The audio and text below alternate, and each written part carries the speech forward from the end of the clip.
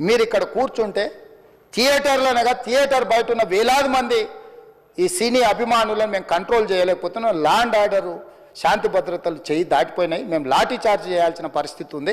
మీరు దయచేసి వెళ్ళిపోండి, వచ్చిండ్రు చూసిన కదా వెళ్ళిపోండి అంటే, లేదు నేను సినిమా అయిపోయే వరకు ఇట్లే కూర్చుంటానని పోలీసులతో చెప్పిండని సిటీ కమిషనర్ నాకు చెప్పడం జరిగింది అధ్యక్ష.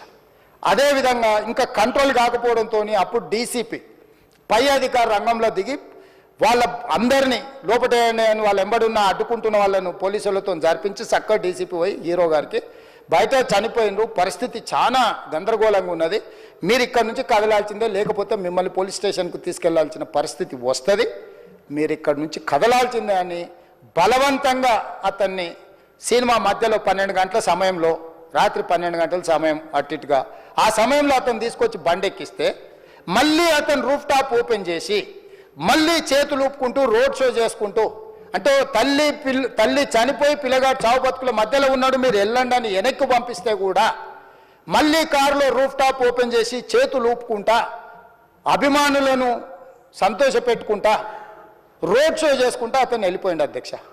పోలీసులు కేసు చేసిరు, కేసు మీద థియేటర్కి సంబంధించిన కొంతమందిని అరెస్టు చేసిరు.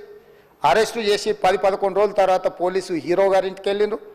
మీరు కూడా కేసులో A11 మీ మీద కేసు ఉందని చెప్పడానికి పోలీసులతో దురుసుగా ప్రవర్తించిండు. మీరు ఆ వీడియోలన్నీ కూడా చూసిండ్రు. ఆ పరిస్థితిలో చట్టాన్ని అమలు చేసే పోలీసులు ఆల్రెడీ ప్రాణాలు పోయినాయి, ఒక నిరుపేద తల్లి చనిపోయింది, కొడుకు చావు బతుకుల మధ్యలో ఉన్నాడు. ఆ రోజు కోర్టులో కేసులు కూడా వస్తున్నాయి. కోర్టుకు కూడా మీరు విచారణలు ఏం చేసిండ్రని కోర్టుకు కూడా పోలీసులు జవాబు చెప్పాల్సిన పరిస్థితి ఉండే అధ్యక్ష. దాంతో మాట్లాడితే వాళ్ళు చాలా బాధ్యతారహితంగా సమాధానాలు ఇచ్చారని మా పోలీస్ సిబ్బంది చెప్తాను. దాంతోనే అతన్ని పోలీస్ స్టేషన్ తీసుకెళ్ళారు అధ్యక్ష. ఇక్కడి వరకు ఒక హీరో, ఒక థియేటర్లో జరిగిన సంఘటనలు, వీటన్నిటి నేపథ్యంలో పోలీసులు వాళ్ళ విధి నిర్వహణ నిర్వహించారు అధ్యక్ష. ఎప్పుడైతే అతను పోలీస్ స్టేషన్కు తీసుకెళ్ళిరో కొన్ని రాజకీయ పార్టీలు పైశాచికంగా ఎంత నీచంగా నన్ను తిట్టుకుంటా పోస్టులు పెట్టినరంటే, అంటే तेलंगाना समाजंలో मलकपेट बलाला साहब के कॉन्स्टिट्यूंसी के वोटर है, उन लोग मलकपेट के छोटे नौकरी, उसका नौकरी अकबर साहब वो 30,000 नौकरी करता है, उसके परिवार में कोई कमाई नहीं है, एक टिकट 3,000 रुपये में खरीदा, वो बच्चा उनका फैन है बोल के उनके परिवार 12,000 रुपये रखकर 4 टिकट खरीद के पिक्चर को गए. 30,000 महीने को कमाने वाले నెలకు 30,000 జీతంతో పనిచేసి ఒక ప్రైవేటు చిన్న దాంట్లో ఉద్యోగం చేసుకునే తండ్రి తన కొడుకు ఆయన అభిమానాన్ని కుటుంబము 12,000 రూపాయలు 3,000కు ఒక టికెట్ 12,000 రూపాయలు పెట్టి సినిమా థియేటర్కి వెళ్తే థియేటర్లో చనిపోతే చనిపోయిన 11వ రోజు వరకు వీళ్ళు ఎవరు హీరో కానీ ప్రొడ్యూసర్ కానీ ఎవరు కానీ ఆ కుటుంబాన్ని చనిపోయిన కుటుంబాన్ని కానీ హాస్పిటల్లో చావు బతుకుల మధ్యలో ఉన్న పిల్లవాడిని పరామర్శించడానికి కూడా పోలేదు అధ్యక్ష. ఇది ఏ రకమైన మానవత్వం అధ్యక్ష నాకు అర్థం కాలే.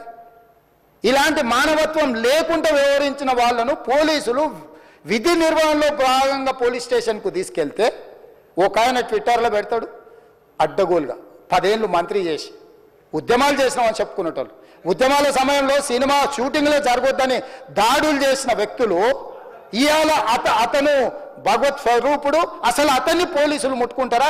అసలు ఈ రాష్ట్రం ఏమైపోతుంది? ఈ రాష్ట్రం ఉంటుందా? ఈ రకంగా రాజకీయ పార్టీలు అధ్యక్ష, రాజకీయ పార్టీలు ప్రజాప్రతినిధులుగా చనిపోయిన ప్రాణాల విలువ లేకుండా చావుకు కారణమైన ప్రత్యక్షంగా పరోక్షంగా అయిన వాళ్ళని పోలీస్ స్టేషన్కు విచారించడానికి పిలిస్తే కూడా అది కూడా తప్పుపట్టి ప్రభుత్వాన్ని బద్నాం చేయాలి, ముఖ్యమంత్రిని తిట్టాలని ఎంత నీచమైన భాష వాడింది అధ్యక్ష. యూట్యూబ్లలో మీరు చూడండి.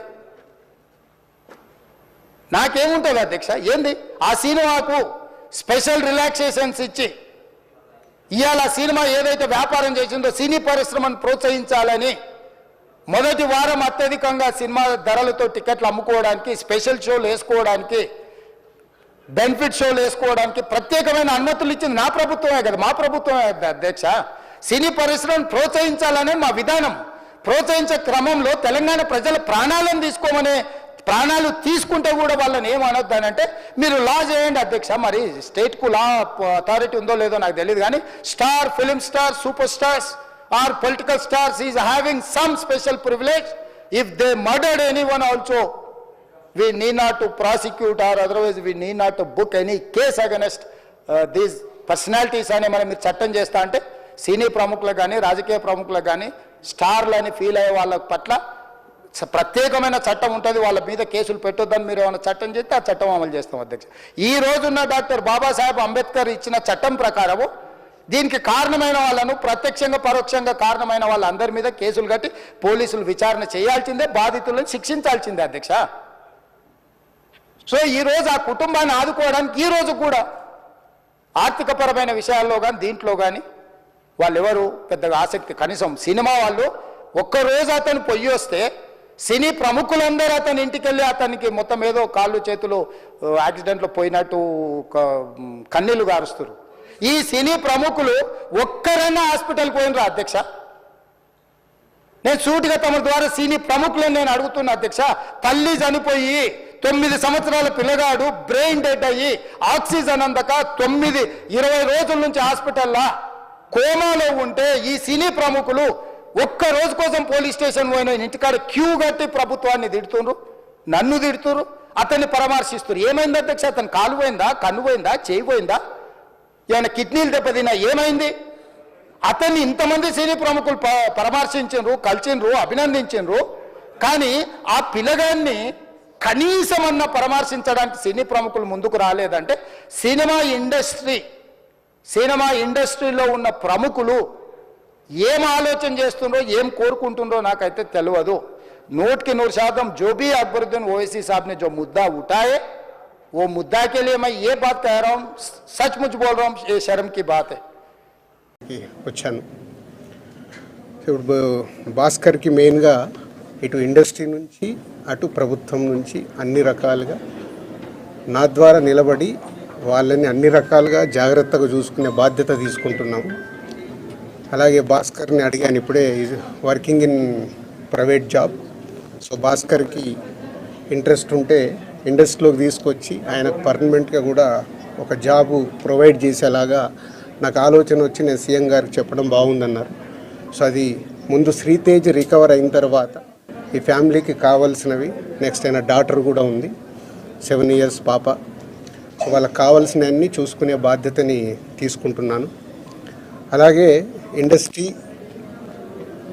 గవర్నమెంట్, ఈరోజు అందరూ గవర్నమెంట్ ఏదో ఇండస్ట్రీని దూరం చేస్తుంది, ఇలాంటి రకరకాల న్యూస్లు చూస్తున్నాం. సీఎం గారు ఒకటే చెప్పారు, ఇండస్ట్రీకి కావాల్సినవన్నీ ఎఫ్డీసీ ద్వారా ఏమున్నా ఇండస్ట్రీ కోసం గవర్నమెంట్ అన్ని రకాలుగా నిలబడుతుంది. అలాగే నేను వచ్చిన తర్వాత ఇండస్ట్రీలో కూడా చాలామందితో మార్నింగ్ నుంచి మాట్లాడుతూ ఉన్నాను. సో సీఎం గారు అపాయింట్మెంటు రేపు కానీ ఎల్లుండి కానీ ఇస్తానన్నారు. సో ఇండస్ట్రీ నుంచి అందరం వెళ్ళి సీఎం గారిని కలిసి అన్ని రకాలుగా రెండుటి మధ్యలో, ఇండస్ట్రీకి అటు గవర్నమెంట్కి మధ్యలో ఉంటూ బ్రిడ్జిగా ఎలాంటి సమస్యలు తలెత్తకుండా చూసుకునే రెస్పాన్సిబిలిటీని సీఎం గారు నాకు ఇచ్చారు. అటు చూస్తూ భాస్కర్ ఫ్యామిలీని కూడా చూసుకునే బాధ్యతను తీసుకుంటున్నాను. సో భగవంతుడి దయ వల్ల శ్రీతేజ్ తొందరగా రికవర్ అయ్యి మామూలు మనిషి అవుతాడని ఆశిస్తూ సెలవు తీసుకుంటాను. చాలా ఇంప్రూవ్మెంట్ ఉందని ఇప్పుడే డాక్టర్ చెప్పారు. 2 days అయిందంట వెంటిలేటర్ తీసిన తర్వాత రికవర్ అవుతున్నాడు. సో బాయ్ కాబట్టి, చిన్న ఏజ్ కాబట్టి ఫాస్ట్గా రికవర్ అయ్యే ఛాన్స్ ఉంది. గాడ్ గ్రేస్, వెంటిలేటర్ తీసిన తర్వాత కూడా రికవరీ కనిపిస్తుంది కాబట్టి డెఫినెట్గా తొందరలోనే కోలుకుంటారు. ఈ ఎపిసోడ్కి ఇంకా తెరపడట్లేదు సార్ మీరు వచ్చినందుకు? చూద్దాం. అంటే ఎపిసోడ్ జరుగుతుంది, దేనికి ఎలా మలుపులు తిరుగుతుందో మన అందరికి తెలుసు. అన్ని 2 రకాలుగా ఇటు ఇండస్ట్రీలో జరుగుతుంది కానీ అటు గవర్నమెంట్ సైడ్ కానీ రెస్పాన్సిబిలిటీ తీసుకొని అన్ని తొందరలోనే సమసిపోయేలాగా రూట్ వేస్తుంది. నిన్న కాంగ్రెస్ పార్టీ ఎమ్మెల్యే గాంధీ భవన్లో మాట్లాడుతూ నైజాం ఏరియాలో నేను సినిమా హీరోలు అడుక్కు తింటారని స్టేట్మెంట్. అవి వద్దు, నేను వచ్చింది సీఎం గారు చెప్పింది, నేను వచ్చి ఇప్పుడు కమ్యూనికేట్ చేస్తుంది. రెండింటి మధ్యలో ఎలాంటి సమస్య లేకుండా చూసుకునే రెస్పాన్సిబిలిటీ ఎఫ్డీసీ చైర్మన్గా నాది. ప్రైవేట్గా ముందు ఫిలిం ఇండస్ట్రీ నుంచి నేను చేయాల్సింది ఏంటంటే నేను నిర్ణయం తీసుకుంటున్నాను. సీఎం గారికి కూడా చెప్పాను, రేపు అక్కడి నుంచి గవర్నమెంట్ నుంచి ఏమొస్తుందని మనం చూద్దాం.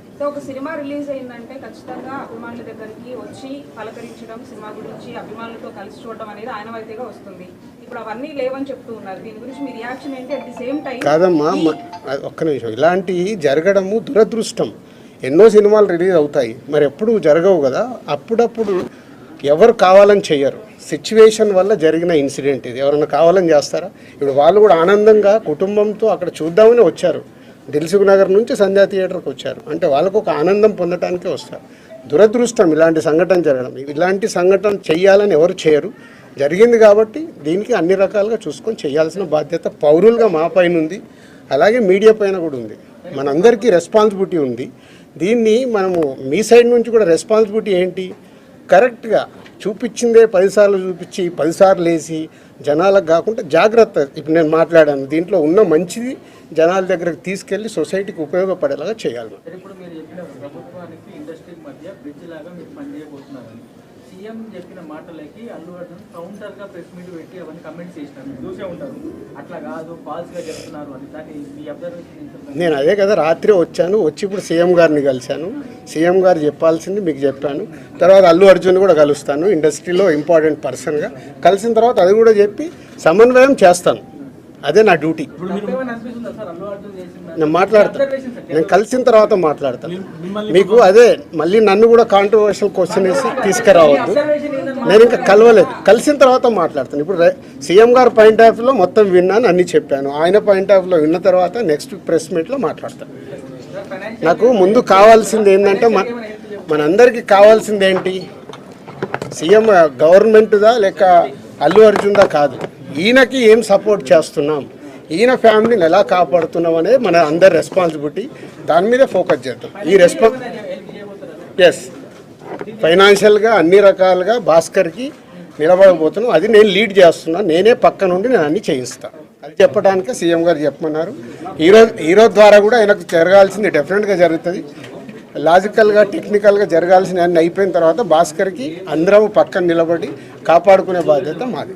ఎందుకంటే ఇప్పుడు ఈరోజు బాబుకి అయ్యే ఎక్స్పెన్సెస్ కావచ్చు, పిల్లగాన్ని చదివియాలి, పాపం చదివియాలి, ఆయనకున్న చిన్న ఉద్యోగము, ఫ్యామిలీని కాపాడుకుంటే ఆయన చేయాల్సిన బాధ్యత ఉంది. కాబట్టి ఆయనకు అందరం మేము అండగా నిలబడి చేస్తాం. నా డ్యూటీ నేను చేస్తున్నాను, నీ డ్యూటీ నువ్వేం చేస్తున్నావు? నువ్వు నాకు క్వశ్చన్స్ చేస్తున్నావు. ఎఫ్డీసీ చైర్మన్గానే సీఎం గారు అక్కడి నుంచి చెప్పాల్సింది చెప్తున్నాను. నేను సీఎం గారు చెప్పిందే చెప్తున్నాను. ఓకే.